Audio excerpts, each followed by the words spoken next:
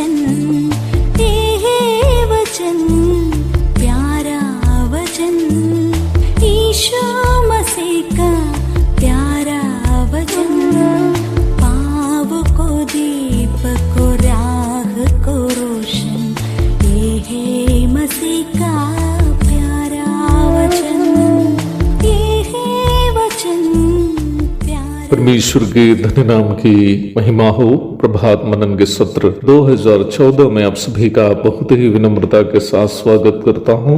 आइए आज के मनन के लिए हम पढ़ते हैं इब्रानी अध्याय 10 पद 23। आओ हम अपनी आशा के अंगीकार को दृढ़ता से थामे रहें, क्योंकि जिसने प्रतिज्ञा की है वो सच्चा है। प्रभात मनन के बीते सत्र में हम देखे कि हम विश्वासियों की आशा यह है कि हम एक दिन हमारा पाप से प्रदूषित शरीर से परिवर्तित होकर प्रभु यीशु मसीह के पवित्रता से परिपूर्ण शरीर में तब्दील हो जाएंगे।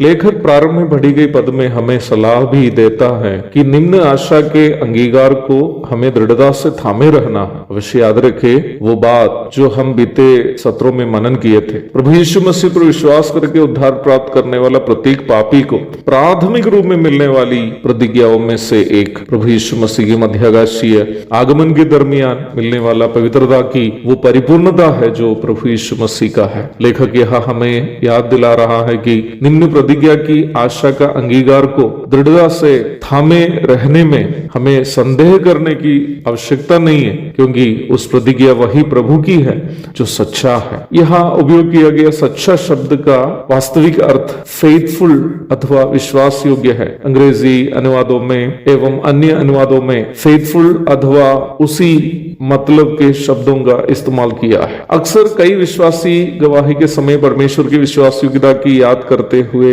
उनका धन्यवाद अर्पण करते हैं, परंतु मुझे इस बात पर संदेह है कि उसमें कितने लोग सही प्रकार परमेश्वर की विश्वास योग्यता के बारे में समझकर उनका धन्यवाद अर्पण कर रहे हैं। क्योंकि कई लोग अपनी मनोकामनाओं की पूर्ति होने की बात कहकर परमेश्वर की विश्वास योग्यता की याद करते हैं। परमेश्वर की विश्वास योग्यता के बारे में दो महत्वपूर्ण बात मैं आपको वचन से दिखाना चाहता हूं। परमेश्वर की विश्वास योग्यता का प्रभाव परमेश्वर पर यह है कि वो अपने सभी नैतिक स्वभावों के प्रति विश्वास योग्य है। तीमुथियुस की दूसरी पत्री 2 अध्याय उसकी 13वीं आयत। The impact of God's faithfulness upon himself is that he is faithful to all of his characteristics. वो अपने स्वभावों के प्रति कभी भी विश्वासघात नहीं करता। दूसरी बात, परमेश्वर की विश्वास योग्यता का प्रभाव हमारे ऊपर यह है कि वह वायदा करके कभी भी बदलता नहीं है। गिनती 23:19। The impact of God's faithfulness upon us is that he doesn't change after promising to us. उन्होंने यदि हमसे प्रतिज्ञा की हो अवश्य वह उसे पूर्ति भी करेंगे, परंतु इस बीच हमें समझने की एक और महत्वपूर्ण बात है। हम जो उनके विश्वासी हैं, हमसे उनकी प्रतिज्ञा क्या है? क्या उन्होंने हमें ये प्रतिज्ञा की है कि संसार में हमें धन संपत्ति, गाड़ी, घोड़ा, बंगला इत्यादि देकर सुख सुविधा का एक जीवन प्रदान करेंगे, जैसे कि बहुत सारे तथाकथित प्रचारकगण प्रचार करते हैं? बाइबल के नया नियम में उस प्रकार की एक भी प्रतिज्ञा प्रभु की ओर से हमारे लिए नहीं है। संसार में सुख सुविधाओं की प्रतिज्ञा नया नियम में 2 जगह में हम देखते हैं। उसे देने वाला प्रभु नहीं बल्कि शैतान है। मत्ती अध्याय 4:8-9, लूका 4:5-7 आदि आयतों को पढ़िए। दोनों जगह एक ही घटना का जिक्र है। उद्धार प्राप्त मसीही विश्वासियों के लिए परमेश्वर की ओर से सबसे महत्वपूर्ण प्रतिज्ञा हमें अपना पुत्र प्रभु यीशु मसीह की पवित्रता की परिपूर्णता की ओर तब्दील करना है। रोमी 8:29। अवश्य ध्यान रखे प्यारो, इस संसार में प्रभु जो भी अन्य आशीष हमें दिए हैं या देते हैं, सभी के पीछे परमेश्वर का उद्देश्य प्राथमिक रूप में हमें अपना पुत्र यीशु मसीह के समान बदलना ही है।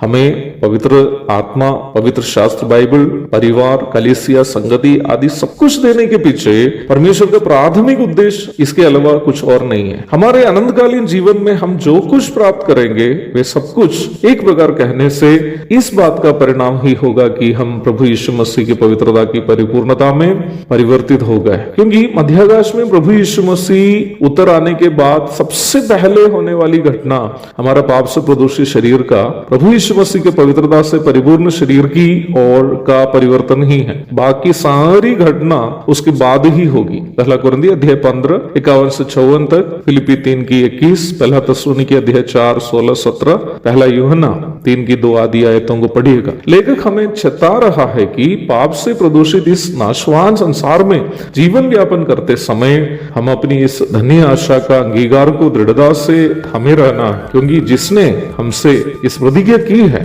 वह स्वयं विश्वास योग्य परमेश्वर है। इसलिए जो वायदा उन्होंने हमारे साथ किया है उससे वो कभी टलने वाला नहीं है, बदलने वाला नहीं है। एक और शुभ दिन की धन्य कामनाओं के साथ आज का मनन में यहाँ समाप्त करता हूँ। प्रभु आप सबको आशीष दे। आमीन।